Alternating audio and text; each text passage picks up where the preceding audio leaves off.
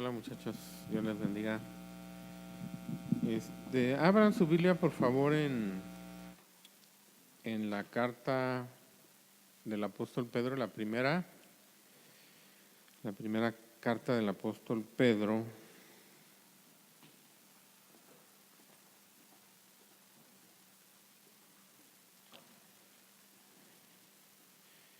Y vamos a leer ahí en el capítulo 1.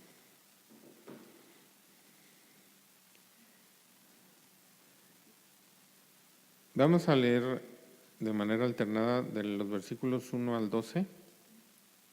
Empiezo, luego siguen ustedes y al último lo leemos juntos. ¿Ya lo tienen? Dice así: Pedro, apóstol de Jesucristo, a los expatriados de la dispersión en el Ponto, Galacia, Capadocia, Asia y Bitinia. Elegidos según la presencia de Dios Padre en santificación del Espíritu, para obedecer y ser rociados con la sangre de Jesucristo, gracia y paz os sean multiplicadas.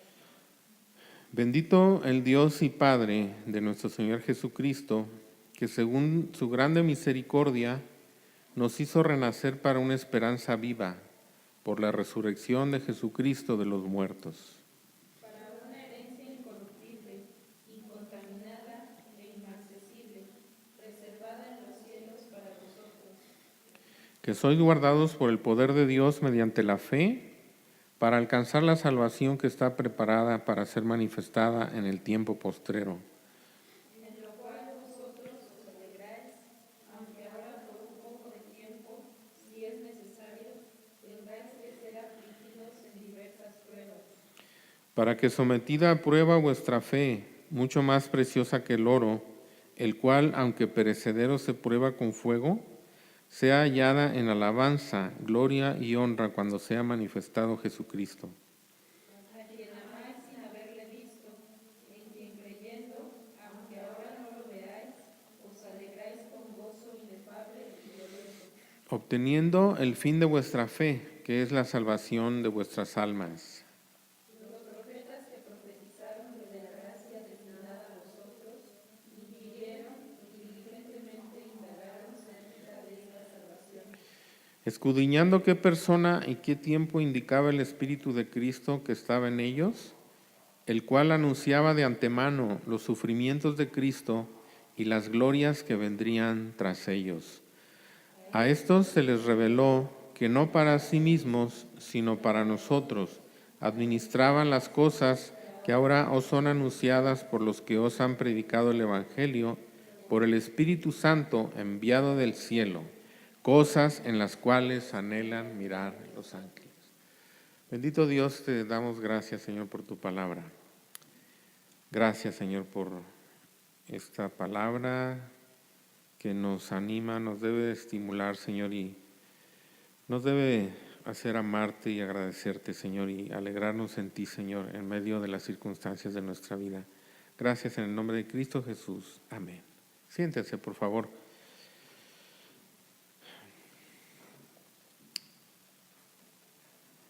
Bueno, aquí se nos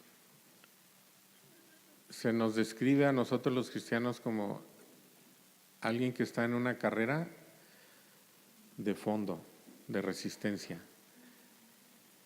y que se desenvuelve en medio de dificultades, pero que tiene muchos estímulos y aparte una gran recompensa. Primeramente, uno de los grandes estímulos que tiene este pasaje para nosotros es que nos dice quiénes somos. Ahorita Yamín decía, el mismo Dios vino a salvarnos, ¿verdad? Y aquí en el versículo 2 dice, elegidos según la presciencia de Dios, o sea, el conocimiento anticipado de Dios, en santificación del Espíritu, para obedecer y ser rociados con la sangre de Jesucristo. Entonces, esos somos nosotros. A veces se discute mucho sobre la predestinación, pero hay un hermano que lo explica de una manera muy sencilla. Dice, el Evangelio es una invitación a todo aquel que quiera venir. Y se le invita mediante la obra de Jesucristo que demuestra el gran amor que Dios tuvo para nosotros y al mismo tiempo la gran necesidad, porque el pecado era un impedimento imposible de resolver por nosotros, pero fue resuelto por Dios mismo en la cruz.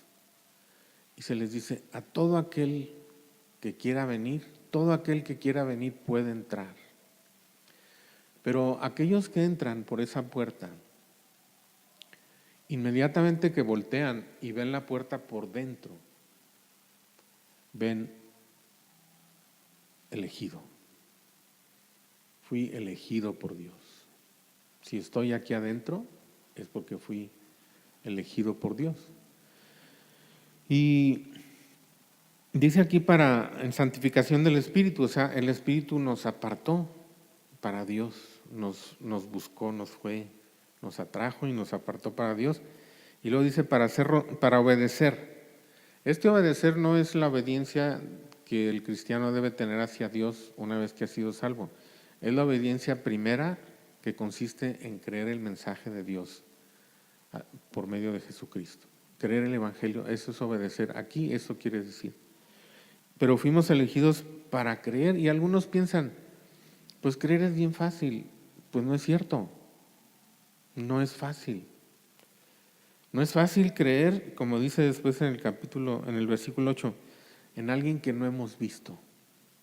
Alguien que amamos sin haberlo visto y que creemos en Él y por esa fe nos podemos alegrar en Él en medio aún de las tribulaciones, de las dificultades de nuestra vida, ¿verdad?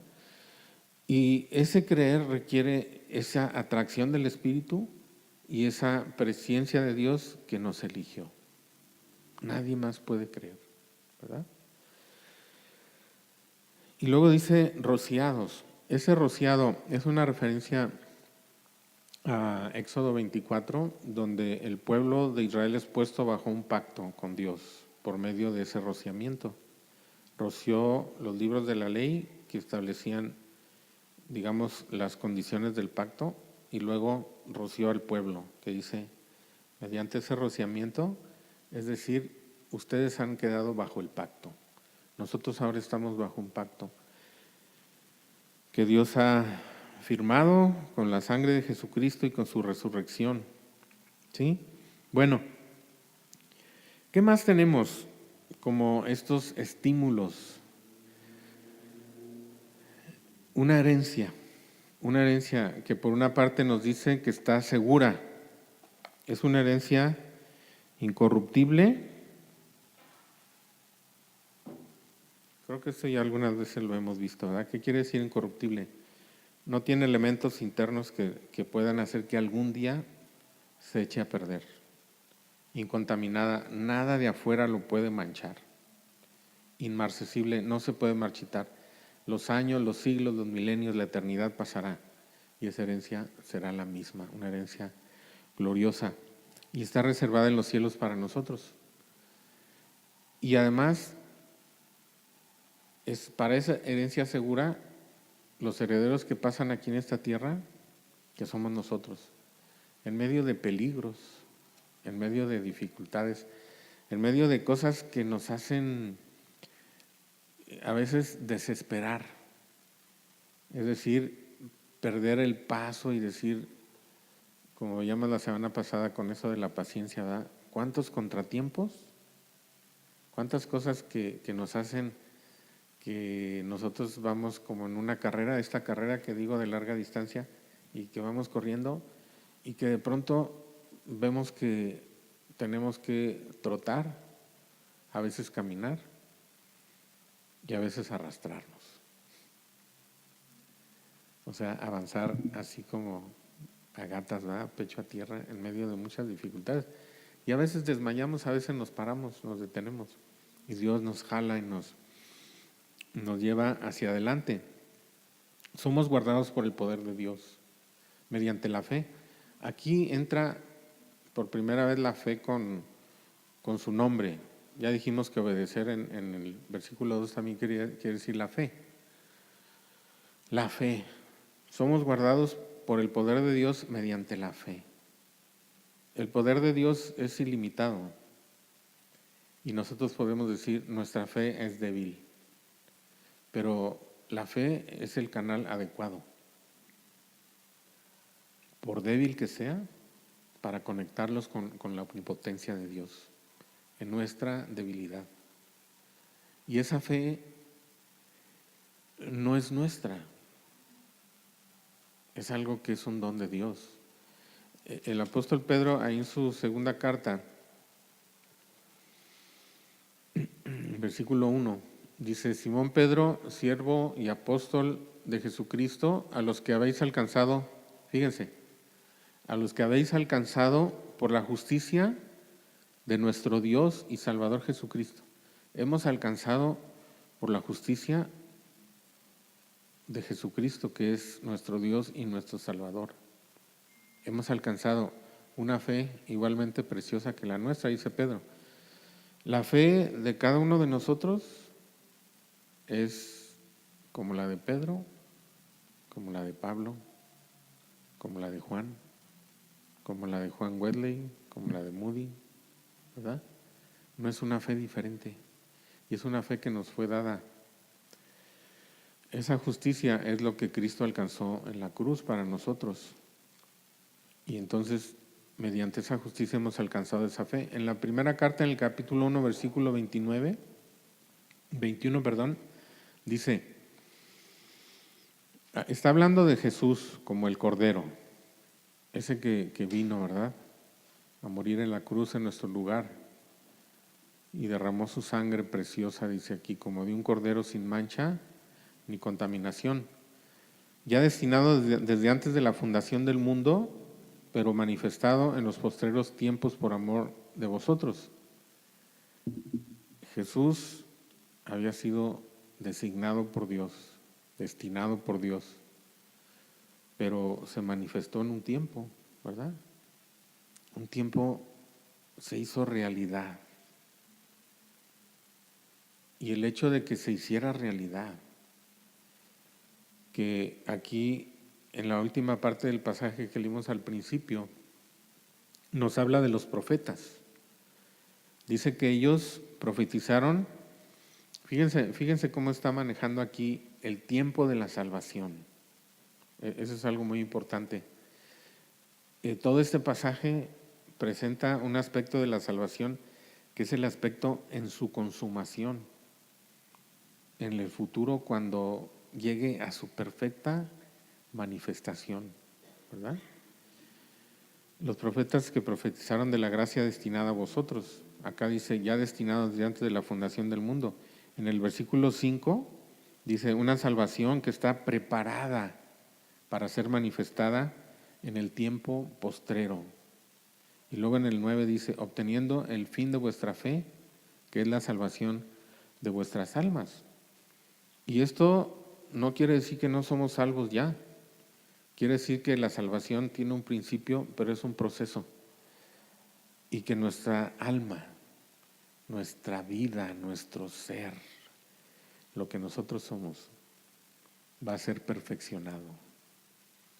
Nuestra salvación se va a consumar y vamos a alcanzar un estado glorioso, donde no habrá marcha atrás. Como ahora vemos, ¿verdad?, que avanzamos y nos paramos un poquito y retrocedemos y a veces pensamos que no hemos empezado. ¿Sí han pensado eso a veces? ¿Estoy ya en el camino, Señor? A veces tenemos la tentación. No digo que en algunas personas pueda ser esto algo que se necesita, que alguien que ha asistido y escuchado nunca realmente ha recibido al Señor, pero cuando hemos recibido realmente al Señor y hemos sido salvos, también a veces nos asalta esa cuestión de pensar, ni siquiera he empezado, pero no, muchachos, ¿verdad? Esas son cosas que pertenecen a nuestra debilidad y a la imperfección de la salvación que tenemos nosotros personalmente, en la manifestación de esa salvación en nuestra persona. Esa salvación es perfecta, es eterna, es completa, es segura. Es una herencia reservada en los cielos para nosotros, ¿verdad? En su perfección, en la perfección de su consumación. Pero nosotros avanzamos hacia allá, obteniendo el fin de vuestra fe, que es la salvación de vuestras almas. Y estos contratiempos, estas dificultades, dice, tienen un propósito. Todas estas, para que sometida a prueba vuestra fe, otra vez aquí tenemos la fe, ¿verdad? Mucho más preciosa que el oro. Es tu fe, es pequeñita, es débil, es tambaleante a lo mejor. Pero aquí dice, es mucho más preciosa que el oro, porque no es tu fe, es la fe que hemos recibido de parte de Dios como un don que nos salvó. Y el oro se prueba con fuego. ¿Qué es probar el oro? Es someterlo a temperaturas muy altas, porque el oro está mezclado en un mineral, en una roca. Y esa roca tiene partes que son oro y tiene partes que no son oro. Y esas son las impurezas del mineral. Y el fuego lo que hace es separar el oro para que el oro quede solo. Y eso es lo que tiene como propósito las dificultades que pasamos en nuestra vida, en nuestro caminar de fe con Dios. Que la fe quede solita, que no tenga mezcla de otras cosas. Porque ¿cuántas veces confiamos en Dios y está presente la fe, pero está presente mezclada con otras cosas? Confianza en nosotros mismos, confianza en nuestras capacidades, confianza en que conocemos a alguien que tiene influencias, que nos puede ayudar, a quien recurrimos a veces, ¿verdad? Está mezclada. Y las pruebas tienen esa finalidad. Dice, como el oro, aunque perecedero, se prueba con fuego, pero la fe es mucho más preciosa que el oro. Y se prueba para que quede sola, y cuando sea manifestado Jesucristo, sea hallada nuestra fe en alabanza, gloria y honra. Entonces, fíjense cómo todos los aspectos que trata de la salvación este pasaje nos hacen ver hacia el futuro. No quiere decir que dejemos de ver el presente, pero sí quiere decir que nosotros somos realmente invitados a una cuestión que es dificultosa, que no es sencilla, que no es barata, que no es inmediata, que no es tronar los dedos y que ya está. Eso para mí, por lo menos,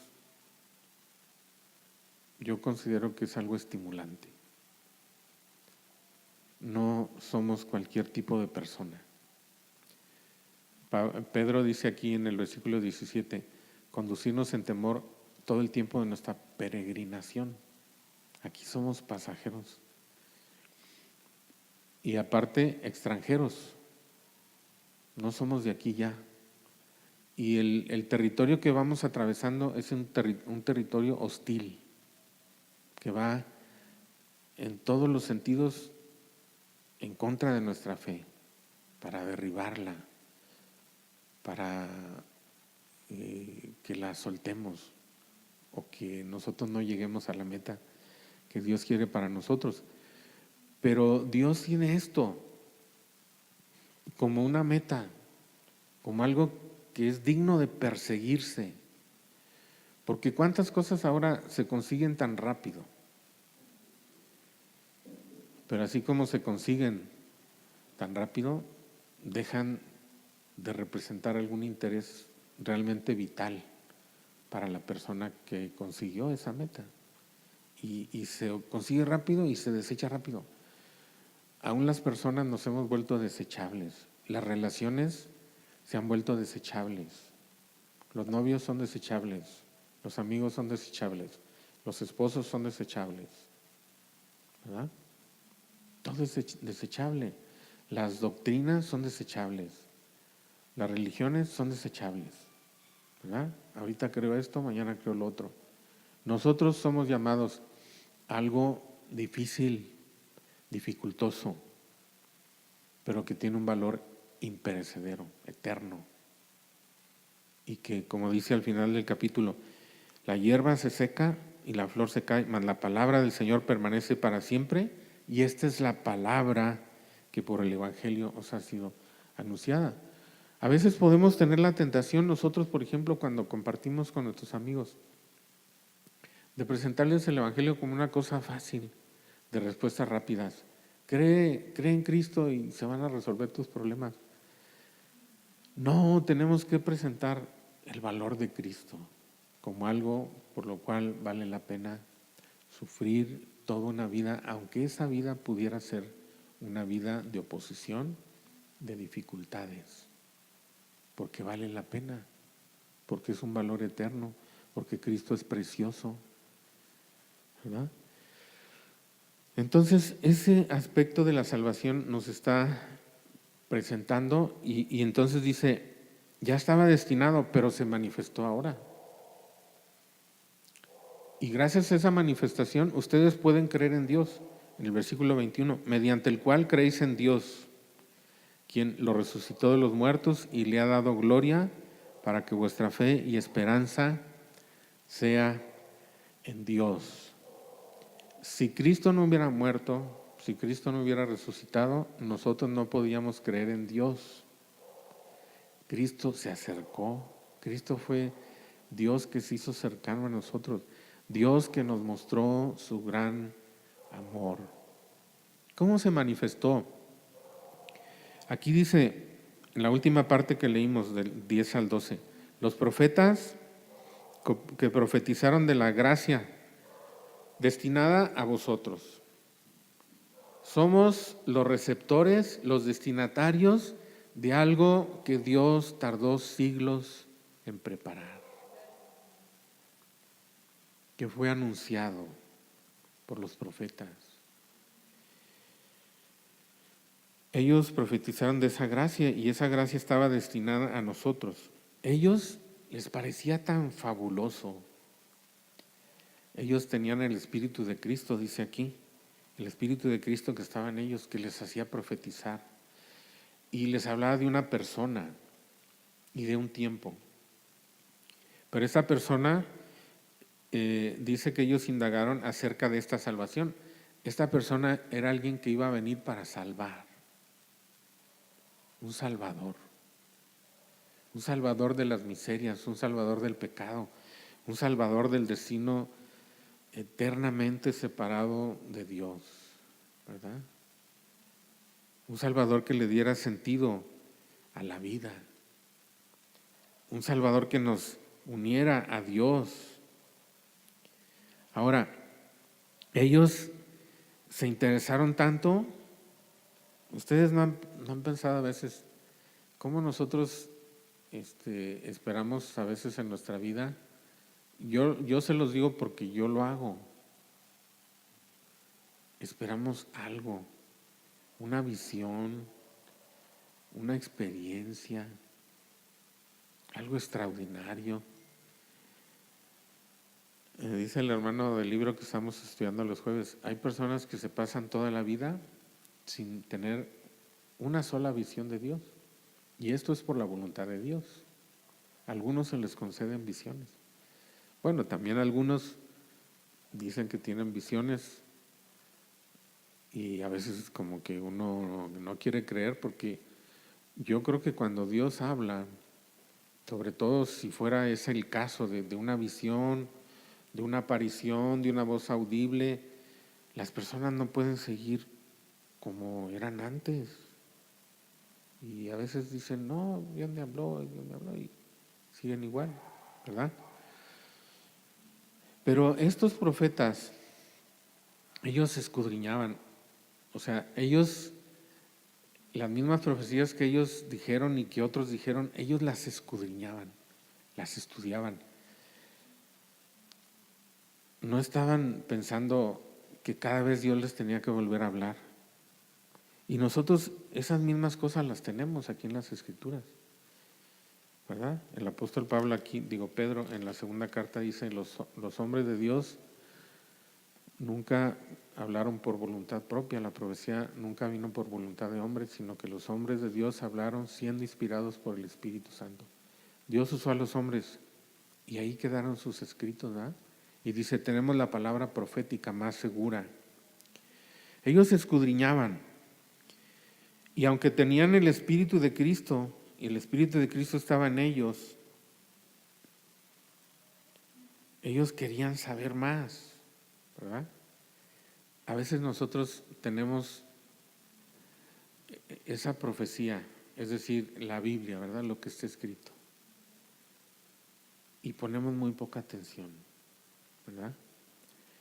Y tenemos el mismo Espíritu de Cristo. Y luego más adelante que dice que esas cosas que administraban ellos, por ese escudriñar, se dieron cuenta que no las administraban para sí mismos, sino para nosotros. Aquí es para los que Pedro les escribe, pero es para nosotros.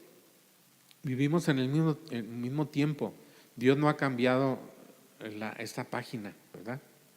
Está abierta la misma página, el tiempo de la gracia, esta gracia destinada a nosotros que nos trae salvación.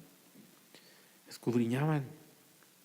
Ahora, ¿qué era lo concreto, lo específico? ¿Cómo fue esa manifestación de lo prometido del Salvador? Dice, el Espíritu de Cristo que estaba en ellos anunciaba de antemano dos cosas: los sufrimientos de Cristo y las glorias que vendrían tras ellos, tras esos sufrimientos. De veras que considerar lo que Cristo sufrió por nosotros es un misterio, es algo insondable. El amor de Dios uno lo puede ver y decir, es hondo, es profundo, es grande. Y sondear más en la Escritura y es más insondable, más grande, más profundo, al grado que uno tiene que llegar a la conclusión, es incomprensible. Es incomprensible. Jesús dijo en la cruz, hace unos pocos días nos predicaron de eso, Dios mío, ¿por qué me has desamparado? Él llevaba el pecado de nosotros. El pecado en su principio, en su origen, es un abandono de Dios, es un desechar a Dios para poner nuestra propia voluntad en lugar de Dios. Pero ese es un punto donde el hombre rechaza a Dios. Pero después de que el hombre rechazó a Dios, Dios no rechazó al hombre, Él lo buscó. Pero el resultado final del pecado es perder a Dios para siempre. Llegar a un estado, cuando una persona muere sin haber sido salvo, es llegar a un estado en que lo que fue el origen del pecado se vuelve su resultado final. ¿Qué fue el pecado? Dejar a Dios. ¿Cuál es el resultado final del pecado? Perder a Dios para siempre.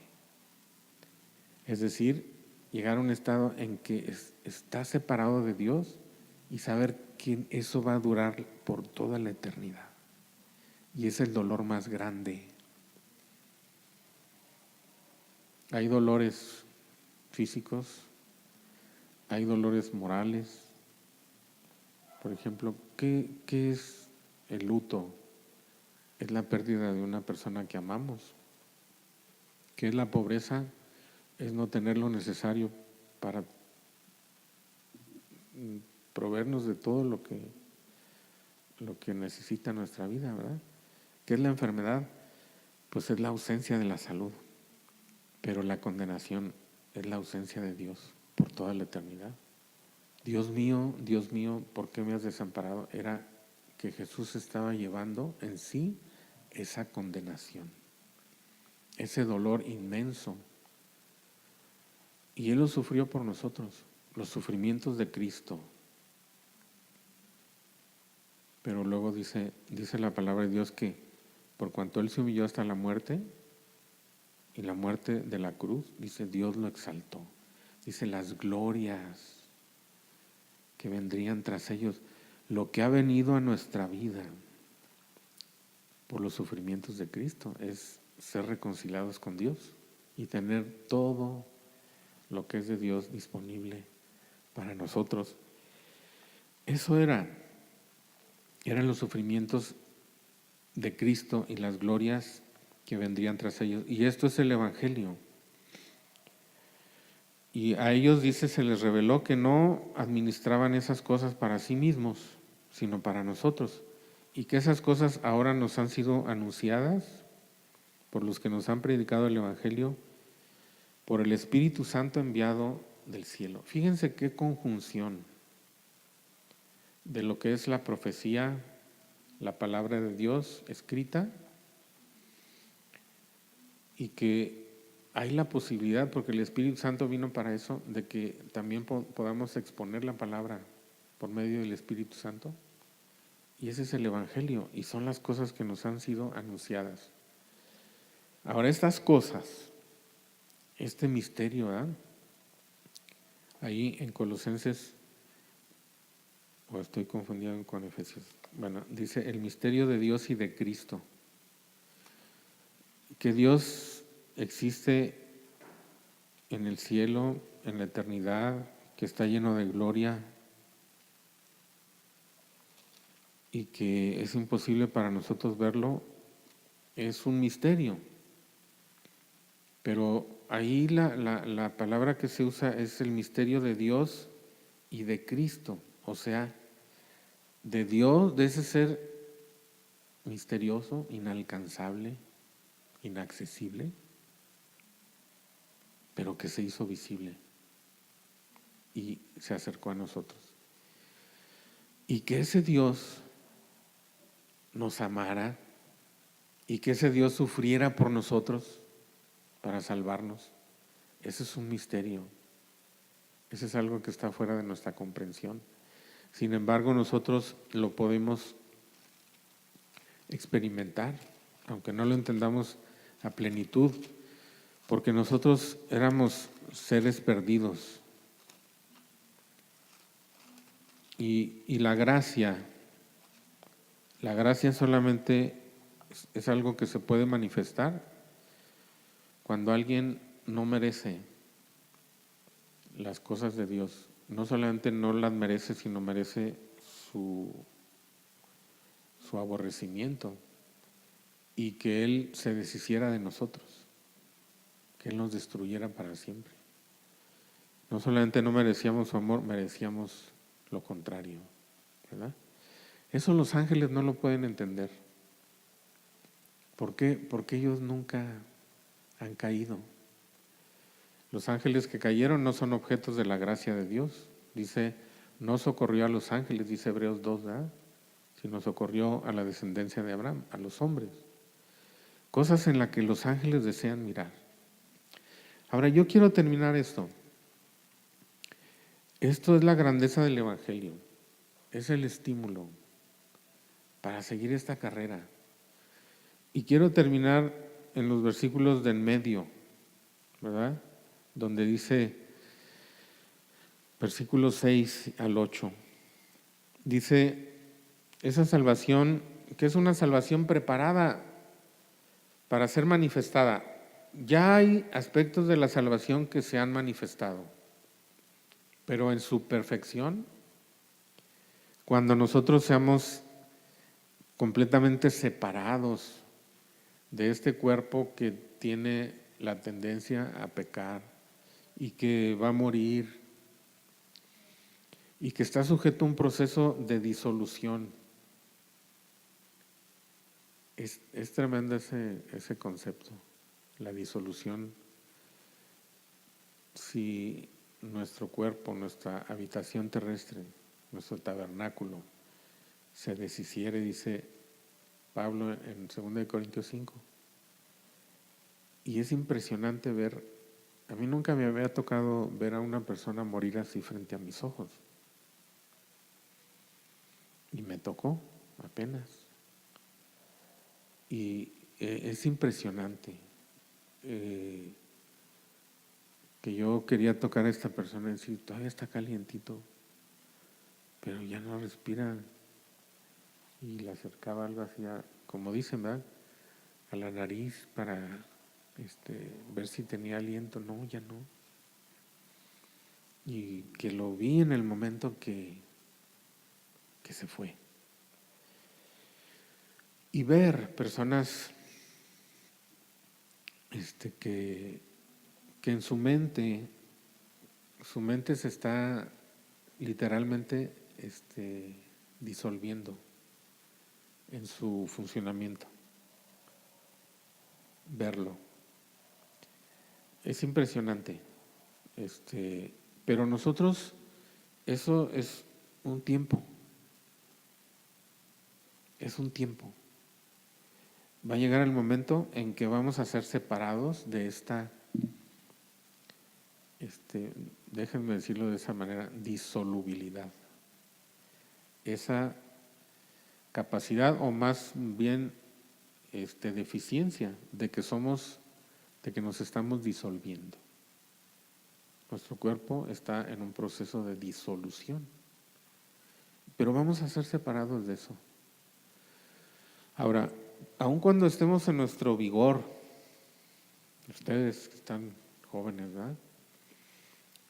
Aún así, nuestro cuerpo es perecedero y pasamos cosas, ¿verdad? Dice que toda esta salvación que está preparada para ser manifestada en el tiempo postrero, todavía no la vemos en toda su plenitud, pero podemos verla mediante la fe. O sea, podemos creerla y podemos tener la seguridad y podemos tener la esperanza y podemos tener la certeza porque tenemos la fe preciosa que nos ha sido dada, por lo cual nosotros debemos basar toda nuestra confianza en la palabra de Dios, no en lo que sentimos, no en lo que valoramos de nuestras circunstancias, no es en lo que valoramos de nuestras respuestas tan inadecuadas a las circunstancias, a las dificultades, a las necesidades de mostrar grandeza, de mostrar amor, de mostrar paciencia, de mostrar benignidad, que a veces no podemos tener esa respuesta de nuestra vida cuando hay una situación y una persona en necesidad que demanda, que requiere que de nosotros surja ese tipo de respuesta y sentirnos en esa insuficiencia. Bueno, pero nuestra fe no debe estar basada en eso, ni en eso. Nuestra fe debe estar basada en lo que la palabra de Dios dice. Esta es verdadera, es cierta y no pasará. Pero a mí lo que me llama mucho la atención y me deja ver como algo de la benignidad de Dios, de la bondad de Dios. Nuestra fe necesita ser fortalecida, necesita ser probada y necesita ser separada de la escoria. Y es un proceso doloroso, pero créanme, y aquí lo dice, Dios nos ahorra todas las aflicciones que puede. Fíjense, me encanta, como dice el versículo 6, en lo cual vosotros os alegráis, o sea, en esa esperanza, en esa salvación que todavía no vemos, pero que creemos y que tiene esa herencia segura. Dice, en lo cual nos alegramos, en ese ser guardados por Dios en ese sentir la debilidad ante los peligros, ante las adversidades, pero experimentar, como decía Lucy hace rato, ser guardados por el poder de Dios mediante la fe, no por la fe, por el poder de Dios mediante la fe, en lo cual ustedes se alegran, aunque no lo vemos, nos podemos alegrar por medio de la fe. Aunque ahora, y aquí es lo que les digo, por un poco de tiempo, si es necesario, vean ahí el texto, aunque ahora, por un poco de tiempo, si es necesario. ¿Cuál es la conclusión, muchachos? La conclusión es esta. Cualquier aflicción que ha venido en nuestra vida ha sido necesaria. Si fuera innecesaria, Dios no lo hubiera permitido. Aunque ahora, por un poco de tiempo, si es necesario. Y luego, tengáis como algo a lo que tiene que ser forzoso, era inevitable, algo que tiene que ser, ¿verdad? Eso quiere decir, tengáis que ser afligidos en diversas pruebas.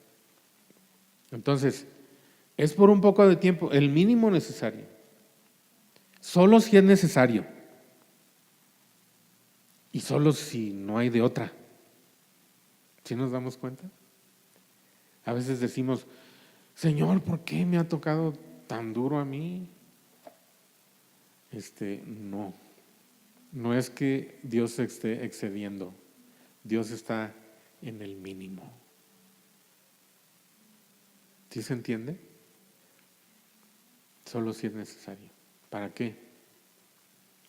Para que sometida a prueba nuestra fe sea hallada perfecta, ¿verdad? Algo que Jesús pueda decir, buen siervo y fiel. Alabanza. Una alabanza. Somos llamados a alabar a nuestro Señor Jesucristo, a alabar a Dios. Pero va a haber un día, Pablo dice eso en el capítulo 3 de Corintios, cada uno recibirá de Dios su alabanza. O sea, ya en alabanza. Gloria, ¿verdad? Y honra. Esa gloria, como dice en Apocalipsis, ya esas coronas, esas recompensas, son para la gloria de Cristo, ¿verdad? Que nosotros, si las recibimos, las rendiremos a Él. Y diremos, ¿verdad? Diremos, pues si llegué hasta aquí, si puedo recibir en este momento una alabanza de tu parte, es porque tú fuiste mi pastor, ¿verdad? Entonces, somos llamados a eso, muchachos, somos llamados a eso. La vida cristiana no es para que vaya la prioridad, no es pasársela bien. Esa no es la prioridad. La prioridad es que nuestra fe sea perfeccionada. Pero Dios es benigno. Pasaremos dificultades, pasaremos contratiempos, pasaremos aflicciones diversas, ¿verdad? Ser afligidos en diversas pruebas, o sea, pasar diferentes cosas que traen aflicción, que nos hacen sufrir, que duelen, pero por un poco de tiempo, si es necesario y si es forzoso. Y aquí tiene mucho que ver nuestra disposición, ¿verdad? Nuestra búsqueda de Dios, nuestra obediencia, nuestra oído atento a esa palabra, a esa voz que siempre nos habla. Si Dios algún día nos concede cosas extraordinarias, visiones o cosas, bueno, bienvenidas. Pero lo que Dios nos ha concedido es su palabra, su evangelio y su Espíritu Santo, que trabaja junto con la palabra en nuestra vida día con día. Nos puede pasar como a los discípulos de Maús, ¿verdad? Jesús iba en el camino, ¿verdad? en medio de sus dificultades, en medio de esa desilusión que ellos tenían, porque pensábamos que Él era el que iba a ser el Redentor de Israel, pero murió. Pues, ¿ya? En esa desilusión, Jesús caminaba junto a ellos. En nuestras aflicciones y en nuestras dificultades, siempre el Señor está con nosotros, ¿verdad? El Espíritu Santo está hablándonos siempre para que nosotros podamos decir, como dice Filipenses 4:5, el Señor está cerca. Y nos habla el Espíritu para que nosotros podamos decir, es el Señor el que camina conmigo. Los discípulos llegaron al lugar y lo reconocieron, ¿verdad? Cuando dice que partió el pan, pero ya después se acordaron, y eso nosotros tenemos que aprender a identificarlo. Se acordaron, dijeron, ¿no ardía nuestro corazón en nosotros cuando nos hablaba en el camino y nos abría las Escrituras? ¿Verdad? Que nosotros tengamos esa atención a lo que Dios tiene para nosotros de manera cotidiana, pero que no por ser cotidiano es poco valioso, al contrario, ¿verdad? Su palabra siempre está para nosotros. Su Espíritu Santo siempre estará para hacernos sentir que el Señor está cerca de nosotros. Pues que Dios nos ayude a tener esta manera, ¿verdad? Esta proyección. No a lo fácil, no a lo rápido. Nuestra carrera cristiana está diseñada para toda la vida, ¿verdad? Desde aquí hasta que el Señor nos lleve o el Señor venga, durará nuestro caminar con Él y siempre estará Él con nosotros, ¿verdad? Gracias a Dios. Vamos a dar gracias. Bendito Dios y Padre, gracias Señor por tu palabra. Es un gran aliento, Señor, saber que tenemos este gran evangelio que nos habla de lo que tú lograste con tus sufrimientos en la cruz y cómo has sido exaltado para derramar tu poder sobre nosotros, tu omnipotencia, para enviar el Espíritu Santo que ya está aquí y ya está con nosotros y ya está en nosotros. Y tenemos este precioso evangelio que nos habla de ti, Señor, y todas las riquezas, las glorias que vinieron por tus sufrimientos, Señor, y que son nuestras. Que nosotros deseemos siempre, Señor, como dice ahí, la leche espiritual no adulterada y que por ella crezcamos para salvación. Oh Dios, que sepamos que esta salvación es algo en lo que se crece. Obtenemos el fin de nuestra fe, que es la salvación de nuestras almas, que es el ser separados de todas las cosas que no son tuyas, para alabanza tuya, Señor, para alabanza de tu gloria. Y gracias, Señor, porque siempre estás con nosotros. Gracias por tu palabra disponible, Señor, para nuestra vida todos los días. Que la atesoremos, que la busquemos. Y gracias por tu Espíritu Santo, que nos diste para que sepamos lo que nos has dado, para que sepamos lo que tú nos has concedido. Gracias en el nombre de Jesús. Que así cada uno de los jóvenes, Señor, de las señoritas que están aquí, tengamos esa apertura, Señor, esa sensibilidad para saber que tú estás y estás hablando en nuestra vida, Señor. Gracias en el nombre de Jesús. Amén. Dios les bendiga.